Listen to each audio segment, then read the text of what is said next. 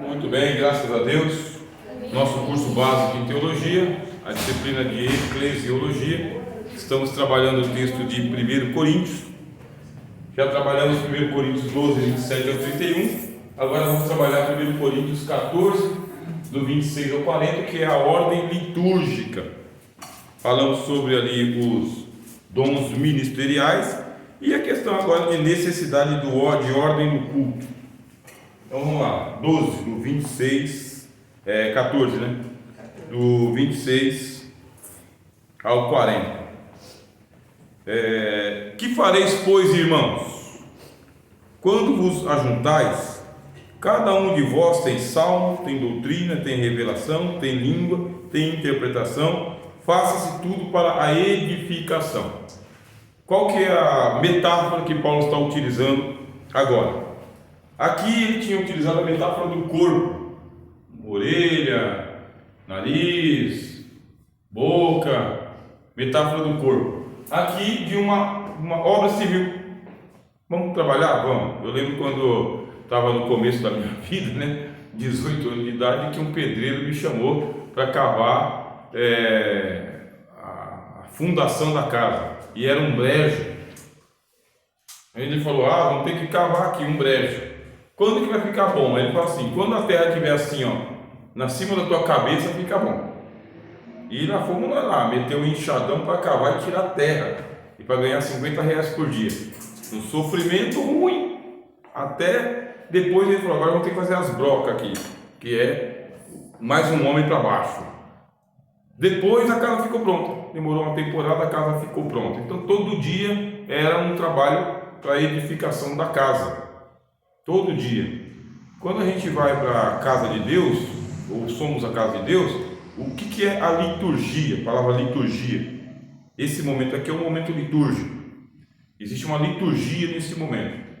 Eu chego, preparo a louça, é um momento litúrgico, monto a câmera, abro a Bíblia, vocês se sentam, e eu estou no momento litúrgico, ministrando liturgicamente o ensino, sendo bem metódico, passo a passo. Essa é uma liturgia.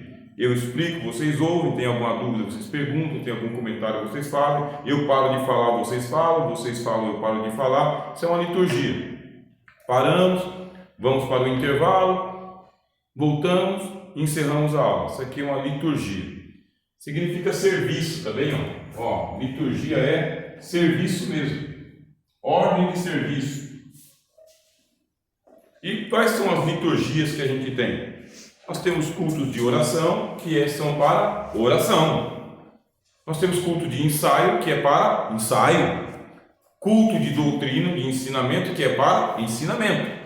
Culto de Santa Ceia, que é para celebrar a Santa Ceia. Culto de batismo, que é para batizar as pessoas. Morreu alguém, funeral. Pregação e liturgia para o funeral. Apresentar uma criança ao Senhor. Quer dizer, são serviços que são levantados. E eles são serviços semelhantes à construção de uma casa. Você começa do zero, pode ser no brejão, no barro, até você cavar os alicerces, lançar as ferragens, concretar, coluna, parede, bater laje, pronto. Instalação elétrica. Começa de onde? Começa do zero mesmo. Aí, no final, a edificação. Por isso Paulo fala: que fareis, pois, irmãos? Quando vos ajuntardes, cada um de vós tem um tijolo para colocar na construção. Cada um de vós quer dizer que todo mundo participa do serviço.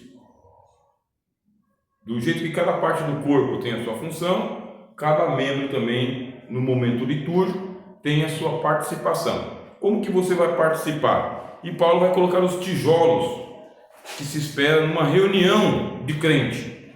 É assim que tem que ser. Cada um de vós tem salmos. Aí começa aqui com o salmo. O que representa o salmo? São os louvores. Louvores. Por que salmo? Porque eles usavam um saltério, tá bem? Salmo vem da palavra saltério. O que era esse saltério? Um instrumento de cordas, tá vendo? Para marcar o curso da música. Esse é o Salmos, Psaltério, é um dos instrumentos que tinha. Vamos então ter o momento do louvor. Cada um de vós tem os seus salmos, os seus cânticos, para poder adorar a Deus, exaltar a Deus. Por isso que a gente abre espaço na nossa igreja para o canto das crianças, o canto dos adolescentes, o canto dos jovens, das irmãs, dos varões, o canto congregacional, o canto com a orquestra, o canto solado, individual. Abrimos o espaço. Cada um de vós tem o seu momento de salmodiar ao Senhor, cantar ao Senhor. Ótimo, esse é o momento da liturgia, de cantar ao Senhor. Você abre o livro do Apocalipse, eu gosto do livro do Apocalipse por isso também. Ele mostra como que é o culto do lado de dentro, do céu. É assim que acontece o culto no céu. Deus está sentado no meio do trono dele, o presbitério está em volta do trono dele, os diáconos, guardiães, que são os querubins, estão ali, perto do púlpito. Existe um mar de vidro misturado com fogo, para poder dizer que só os batizados podem se aproximar perto de Deus. Os anjos voam, entoando louvores, e toda criatura louva ao Senhor. E tem um momento que é o canto da criação. Aí o canto da criação é: digno és de receber o poder, a honra e a majestade, porque tu criaste todas as coisas. E o Apocalipse mostra 7 cânticos. São 7 momentos de louvor que existe no céu. Ponto. E existe o louvor de toda a criatura, todo ser que tem fôlego louve ao Senhor. E tem o momento do cântico dos 24 anciãos. Os 24 anciãos estão tributando louvor a Deus. E o cântico dos 4 seres viventes. E o cântico dos 144 mil. E o toque das 7 trombetas. Esse é o céu. Tem lugar para a orquestra de trombeta. Tem lugar para o presbitério cantar. Tem lugar para todo mundo cantar. E tem um lugar do coral de jovens lá dos 144 mil israelitas. Todo mundo adorando a Deus. Aí pronto, existe aí um vídeo rodando na internet que a gente não sabe a veracidade deles. Não dá para saber a veracidade, se foi adulterado ou não, não tem nem tempo para saber disso aí. Mas o pessoal está atestando. Em algum momento a igreja começou a cantar e uma música diferente começou a tocar no final, no fundo, dando a impressão que os anjos estavam cantando naquela celebração em específico. Que os anjos cantam a gente sabe. Jacó teve um encontro com eles lá em Zaria, como que é o nome? Maanaim. Ele viu um acampamento de anjos e ele colocou o nome de acampamento de Maanaim, que é onde os anjos estavam cantando a Deus. No nascimento de Jesus, os pastores viram os anjos cantando Hosanas, Hosana nas maiores alturas, né? Paz na terra aos homens a quem Deus quer bem. Os anjos cantam, eles cantam, fazem parte dos louvores. O livro de Jó deixa claro que eles cantam também, desde a criação do mundo são anjos cantores, e nós também cantamos e entoamos. Quer dizer, quando a Bíblia diz que Deus ele tem um trono de louvores, ou habita no meio dos louvores, porque o próprio trono de Deus é cheio de musicalidade. Das crianças que mamam é da onde Deus retira o perfeito louvor. Bonito isto. Quer dizer que a música ou a melodia, o louvor é um momento de adoração a Deus. E existem louvor de todo tipo, tá bem? Louvor de adoração a Deus, louvor de ensino da doutrina, de estímulo para o serviço em fervente oração, vem o teu coração, né? Se tu me amas a Deus suplicas. Tem louvores para Deus e louvores de doutrina, de ensinamento, né? Da palavra de Deus. Sempre que leio a história de Cristo, eu fico a pensar. Doutrinas. Do jeito que tem desvio aqui, ó, dos dons, tem desvio também aqui na questão da música. O ministério da música, o Satanás, né, perverte tudo. É o cão do inferno. Ele transforma a música boa na música dele, para ele. Aí vem o discernimento de espírito, para saber, né, de onde procede essa coisa toda e quem está sendo adorado. A Bíblia corrige tudo. Tem um livro chamado Livro dos Salmos. 150 salmos. Você tem um inário na igreja que é o da harpa cristã. E você tem a Bíblia, você confirma o louvor com a Bíblia. para ver se ele está na doutrina bíblica ou se ele está fugindo da doutrina bíblica, se ele está inventando história. Aí o que fazemos nós? Nós paramos de cantar aquele louvor para Deus e coloca ele na zona de música comum, música do dia a dia, música de trabalho, como diz a história. O que a gente não faz? A gente não traz para a liturgia. Aquela música que você percebe que é uma música romântica, sua, sabe? Sua, música de trabalho, música do dia a dia, a música da minha vida, né? De que me adianta viver na cidade se a felicidade não me acompanhar. Essa é música sua, né? Essa não vai para a liturgia, porque a liturgia é o serviço de adoração a Deus e edificação dos irmãos. Cancioneiro popular deixa para lá. Existem músicas profanas? Sim. Música profana é aquela para poder blasfemar da palavra de Deus. Essa aí você nem canta.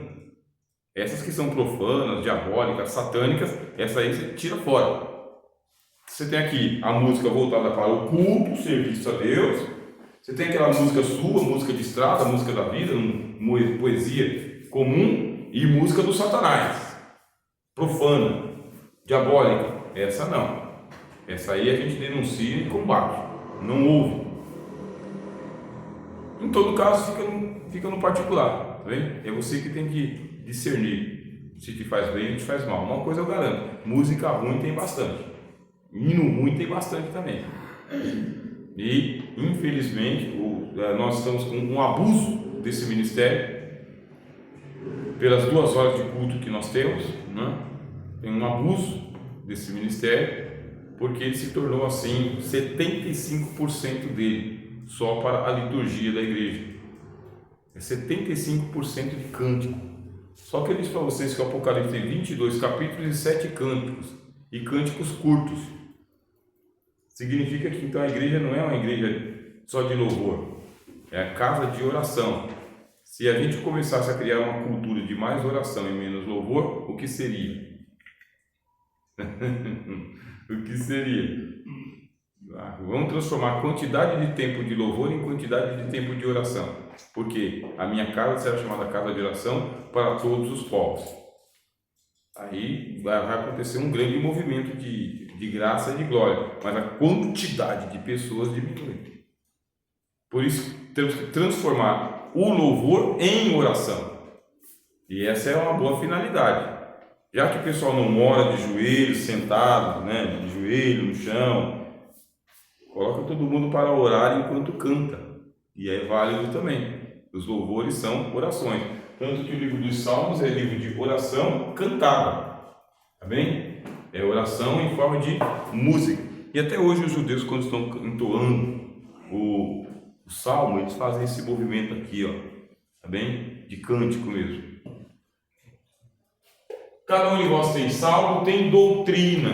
A palavra doutrina aqui é ensino. Esse momento aqui, momento de ensino. Temos uma palavra de doutrina? Temos. Nós temos o culto de ensino na igreja? Temos. Então, o culto de ensino na igreja, ele acontece, primeiro ele acontece oficialmente na Assembleia de Deus, num dia específico. Para que serve esse culto de doutrina? Primeiro, para se ensinar sistematicamente a palavra de Deus. Você pega um texto e você ensina ele sistematicamente. Esse é o primeiro ponto. E o segundo ponto é para mostrar o que a igreja acredita, o que a Assembleia de Deus acredita. No culto de doutrina, a gente fala dos usos e costumes. Falamos da doutrina da palavra de Deus e da doutrina da Assembleia de Deus. Para que aquele crente que é crente da Assembleia de Deus saiba como que é um crente da Assembleia de Deus. Ah, mas ainda existe isso? Ainda existe isso. Nem tanto, mas existe. Ainda existe isso. É mais ou menos isso. Quando que começa a desvirtuar? Justamente quando o culto de doutrina se torna mais um espetáculo de tanta música e menos doutrina. O que a gente entende? A gente entende que é o culto onde é chamado de o culto da palavra, né? Nosso pastor chama de culto da palavra, porque se dedica mais tempo à explanação da palavra. Se a gente temos 2 horas de culto, 1 hora de explanação da palavra. Tem que ensinar tudo que o Senhor Jesus nos deixou para aprender. E olha que é coisa, hein? Livro didático. Olha o tamanho do livro didático. Olha o tamanho do livro didático, meu irmão. Para dar conta. Uma vida toda. É muita lição para se ensinar entre Gênesis e Apocalipse. Não dá tempo da gente perder com outras coisas. Tem que ter um culto específico para o ensinamento das doutrinas, e os crentes têm que gostar disso, de ficar sentado para ouvir o pregador, o ensinador da palavra de Deus. Aí o pregador quer transformar um culto de ensino em culto de avivamento. Aí você fala, pode? Pode, lógico, não está proibido. Só não dá para imaginar Jesus interrompendo o sermão da montanha para começar a fazer ali o receba, receba, receba. Não dá. Você vê, Jesus começa no capítulo 5, termina no capítulo 7, o sermão da montanha dele, começa com as bem-aventuranças e depois ele termina dizendo sobre o caminho estreito. Ele vem nessa toada. É ensinamento. Maria estava sentada aos pés do Senhor Jesus para ouvir o que ele ensinava. Ele era chamado de rabino, mestre. Por que ele era mestre? Porque ele parava para ensinar a palavra de Deus. Ele tem que ter esse momento, tem que haver este momento na igreja, do pastor abrir a Bíblia e explicar o texto. E se houver lá línguas estranhas e outras coisas, natural, uma manifestação natural, nada imposto pelo pregador, nem manuseado pelo pregador. É ensinado na homilética, mas eu acho que eu não ensinei isso aqui. Eu passei por homilética com vocês? Sim. Como pregar a palavra de Deus. Você lembra que eu falei lá do sermão textual, não sei o que, não sei o que, não sei o que? Eu não lembro de ter ensinado vocês a apertar os botões para poder alegrar tudo. Eu ensinei? Acho que não. Não lembro. São as técnicas de oratória. E muitos abusam dessas técnicas de oratória, assim como o pessoal do louvor abusa também do momento do culto.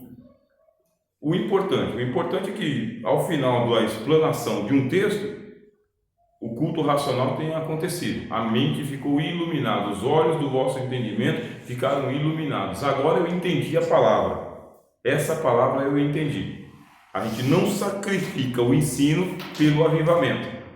Se a gente entende que avivamento é movimento, não se sacrifica. Cada um de vós tem salmo e tem doutrina, ensino sistemático, tá? Ensino metódico, ensino passo a passo.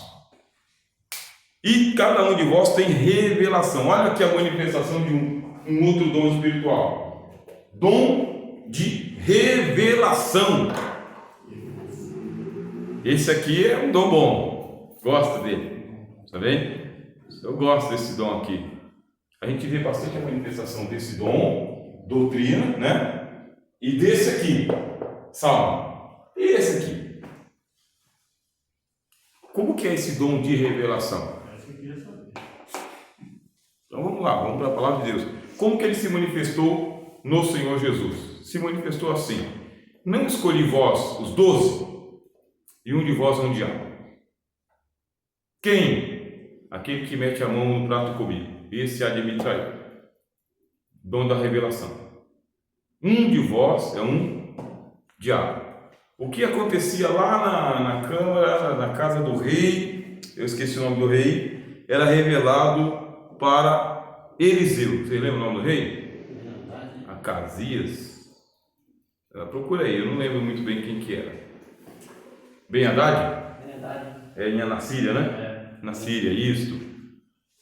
Aí o que acontece? Ele fazia uma tramóia lá no palácio dele, e Deus revelava para o profeta Eliseu.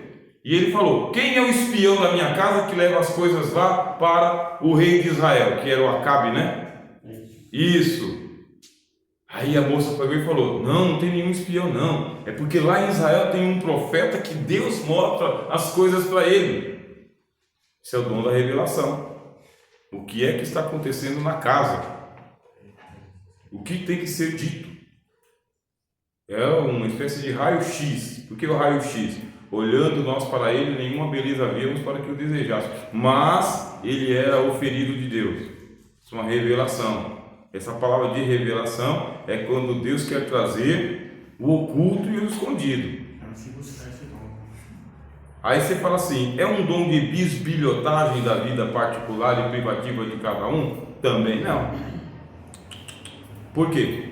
Porque o filho da sunamita morreu e Deus não revelou ao profeta Eliseu. Não foi isso que aconteceu? Aí chegou a mulher aflita. A mulher aflita e pegou e falou o seguinte: olha, vai bem com teu filho? Vai bem com teu marido? Vai bem com teu filho? Não, vai não. Comigo vai, com meu marido vai, com meu filho não. Aí o Eliseu pegou e falou: e Deus não o revelou. Essa mulher está aflita e Deus não o revelou. Quer dizer que revelava algumas coisas e não revelava outras. É uma situação. Aconteceram coisas na igreja de Corinto que não foram reveladas para o apóstolo Paulo. Alguém teve que contar para ele. Já haviam coisas que eram reveladas, como por exemplo, quando o Ananias chegou lá e tentou enganar o Pedro, foi revelado que estava tentando trapacear ali.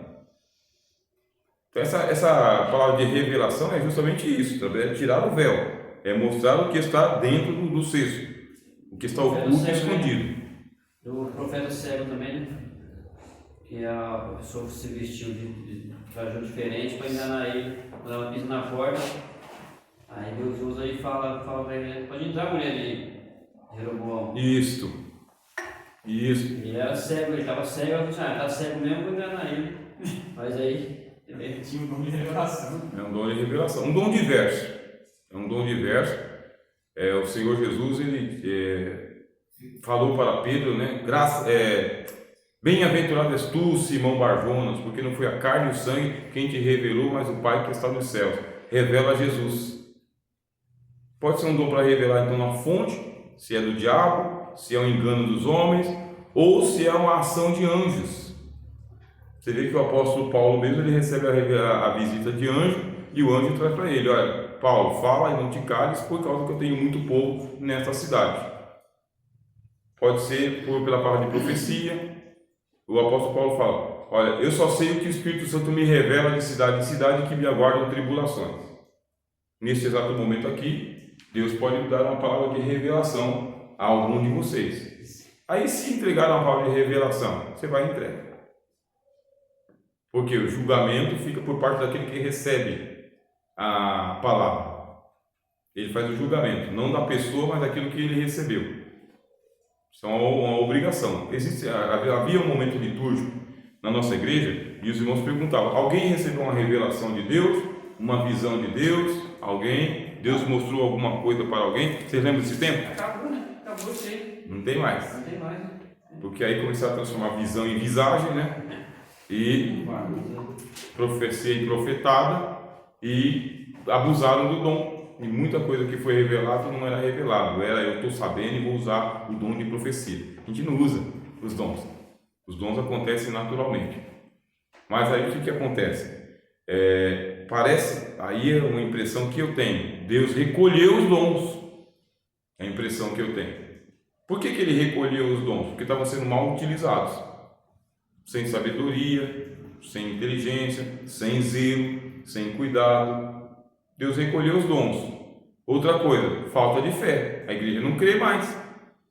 Não crê. Quem é que está revelando? Quando eu olho quem é que está revelando, dependendo da pessoa, não bate. Está um abuso. Isso aí não.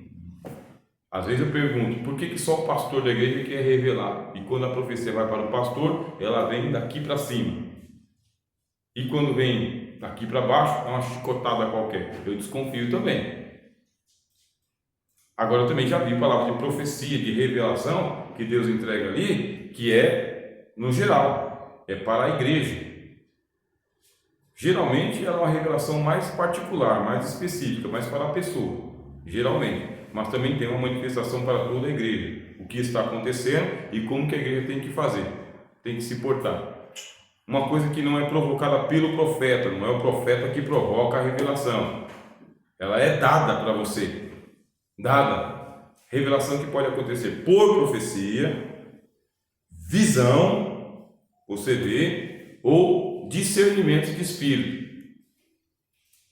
Você pode ver, você pode ter um discernimento de espírito, ou pode ter um sonho. O sonho pode ser sonho de revelação também. O importante é você ver igual o profeta Daniel. Daniel não sabia, orou e Deus mostrou. Aí você não sabe? Pede para Deus: Senhor, mostra para mim. Mostra. E Deus mostra. mostra o caminho. Esse é o caminho, andai nele. E se Deus não mostrar? Se Deus não mostrar é porque você não precisa ficar sabendo.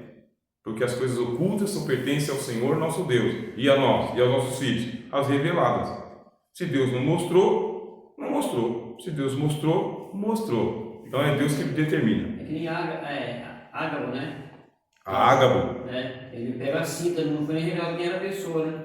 O Espírito Santo revela para ele que o dono daquela cinta ia ser levado mesmo.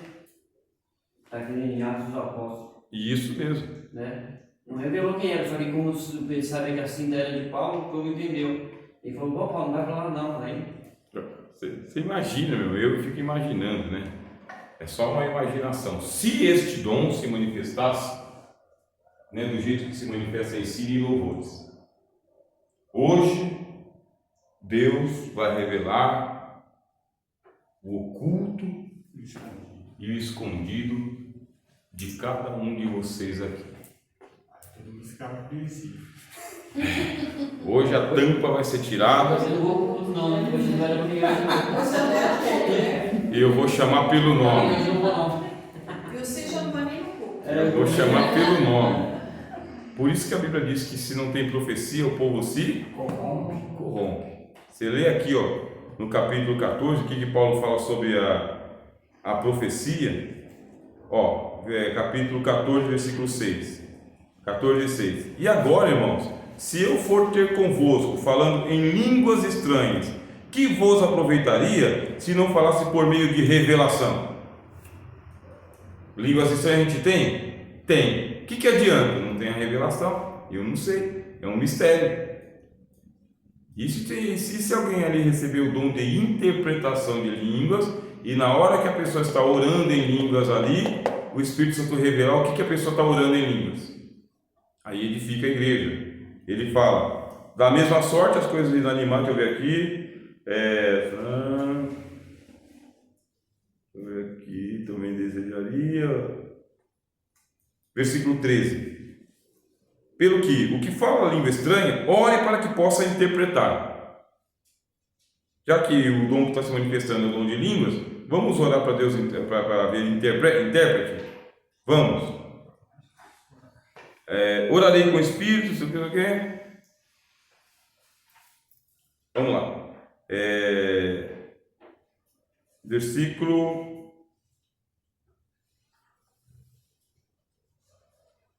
24.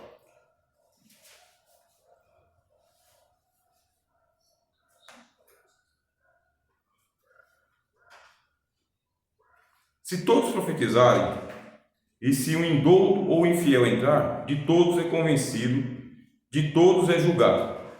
Os segredos do seu coração ficarão manifestos, e assim, lançando-se sobre o seu rosto, adorará a Deus, publicando que Deus está verdadeiramente entre vós. Se falarem em línguas ou se profetizarem? Se profetizarem. Por isso que ele pega e fala o seguinte, olha, versículo 5. Eu quero que todos faleis em línguas estranhas, mas muito mais que profetizeis, porque o que profetiza é maior do que fala em línguas estranhas, a não ser que também interprete, para que a igreja receba a edificação. Recebeu uma revelação? Recebeu. Pode ser por profecia? Pode ser por profecia. E o que faz a profecia? Paulo diz aqui, ó, os segredos do seu coração ficarão manifestos. Essa é a palavra da profecia.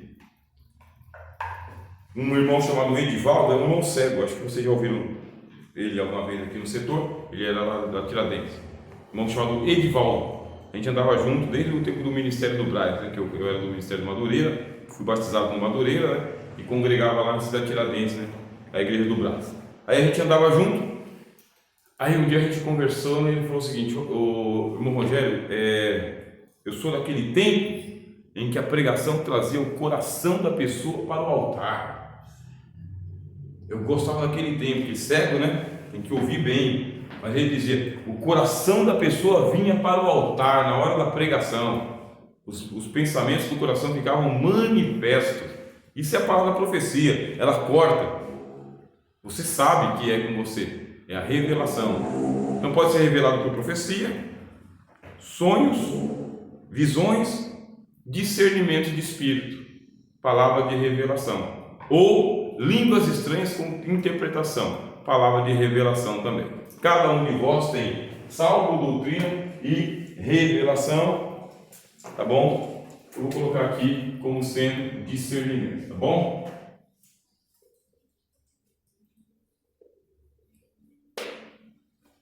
Línguas a gente já falou. Essas línguas aqui são ou variedade de línguas, língua dos homens, ou línguas estranhas, ou como diz o apóstolo Paulo, língua dos anjos.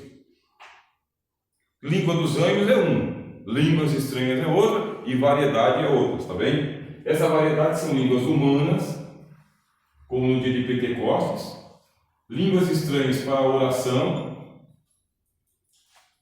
ou a língua dos anjos. Essa aí ninguém sabe, né? É quando está conversando com um anjo, né? Um anjo conversa com você. Um anjo conversa com Mas você. é estilo a língua estranha, então? Seria? É uma língua que é naquele ato da revelação entre você e o anjo. Só que você ouve ele no seu entendimento, né?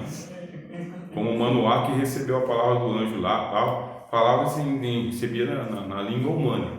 Mas existe a língua dos anjos, é que diz o apóstolo Paulo. É um idioma deles. A língua dos homens, que é a variedade chamada de glossolalia, também glossolalia é a variedade de línguas. Ou essa língua que é uma língua para a oração. Ninguém te entende, só Deus, porque você ora em espírito. Recebeu línguas estranhas? Aí Paulo fala aqui, ó, não proibais falar em línguas estranhas. Versículo de número 39. Não proibais, deixa falar.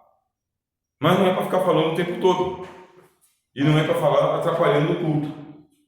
Por quê? Porque senão vira uma algazarra só. E Paulo fala aqui, né? O indulto entra e pensa que vocês são loucos. Vem? Ó, deixa eu ver aqui. Se pois toda a igreja se congregar num lugar e todos falarem línguas estranhas e entrarem indoutos ou infiéis, não dirão porventura que estáis loucos? Isso se entrar algum indouto. A gente já está bem doutrinado sobre isso. Quer dizer que a gente não precisa nem explanar bastante. O que na verdade tem que acontecer hoje em dia é o estímulo, né? Estímulo dos irmãos falarem em línguas estranhas, porque estão retendo, receberam essa graça e não estão explanando ela, falando em línguas.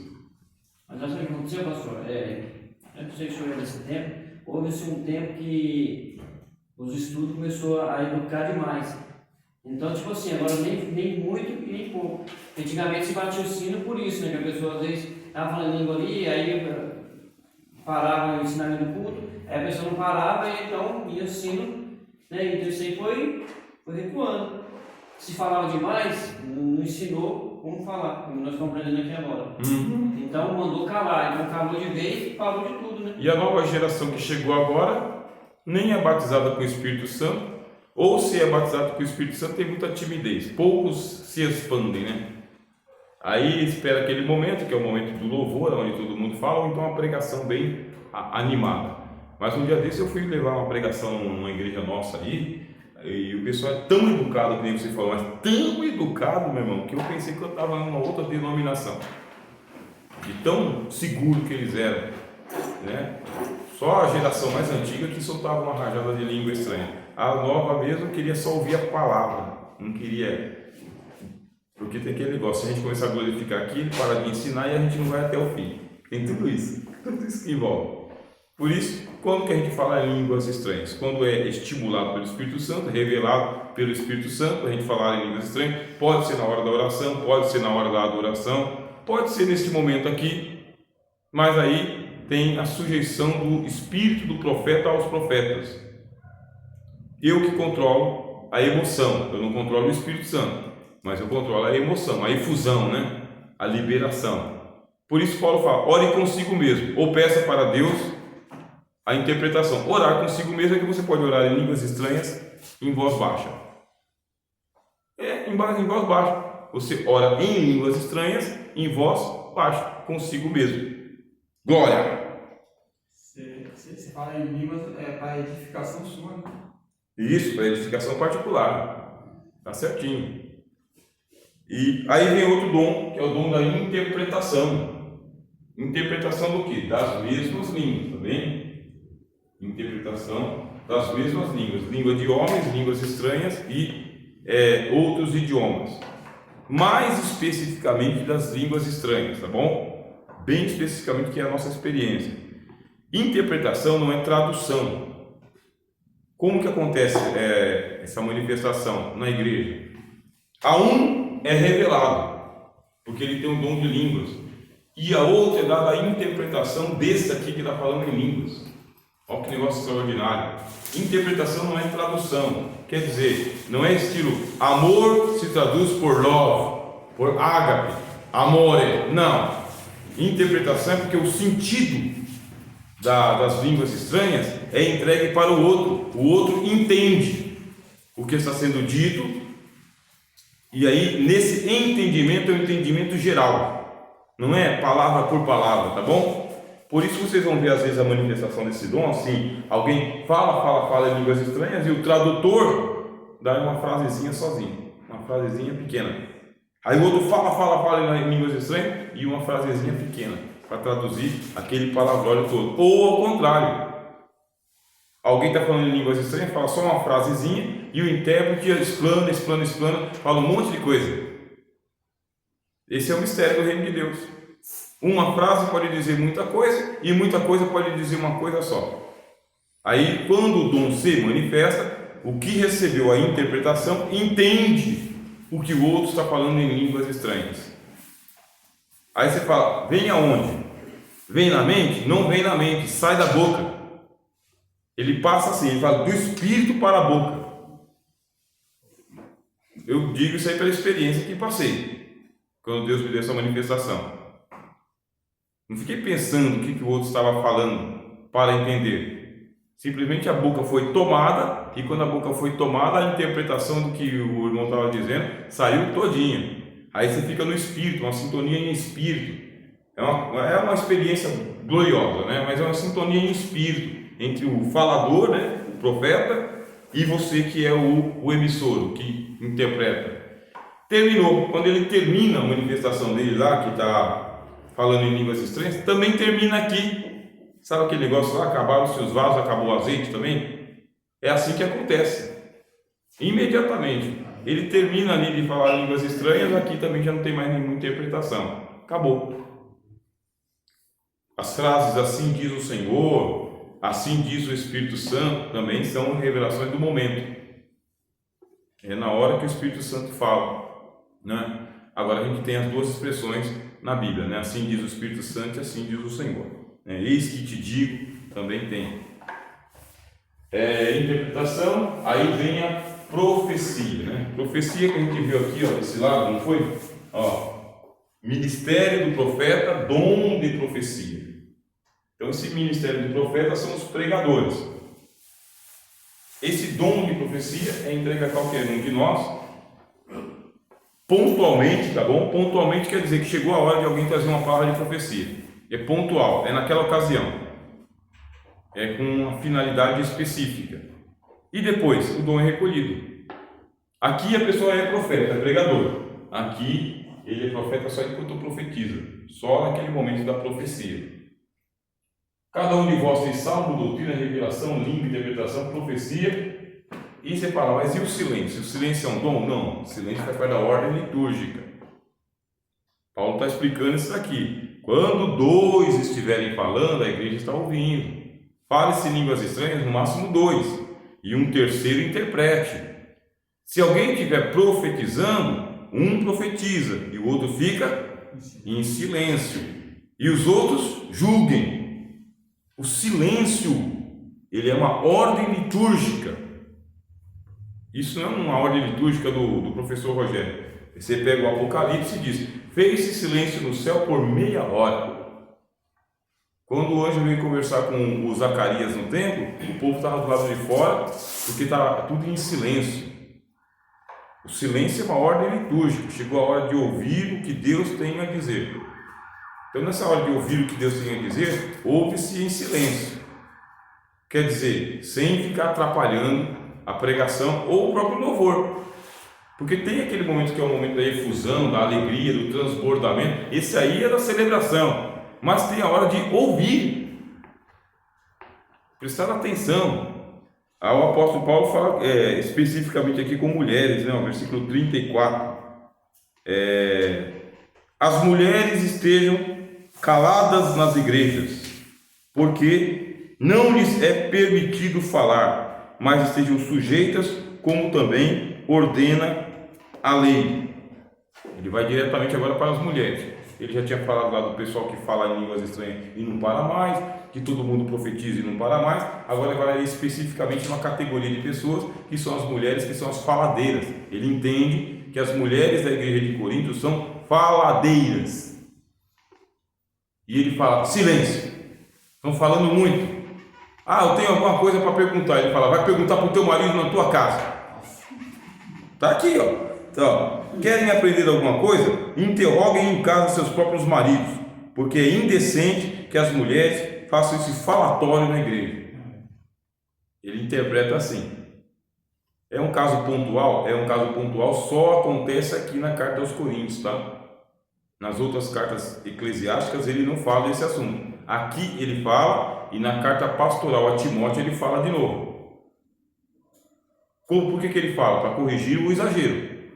Mesmo que quando chega na carta aos Romanos, ele pega uma lista de mulheres e ele diz que essas mulheres aqui ajudam muito bem na igreja. Uma lista.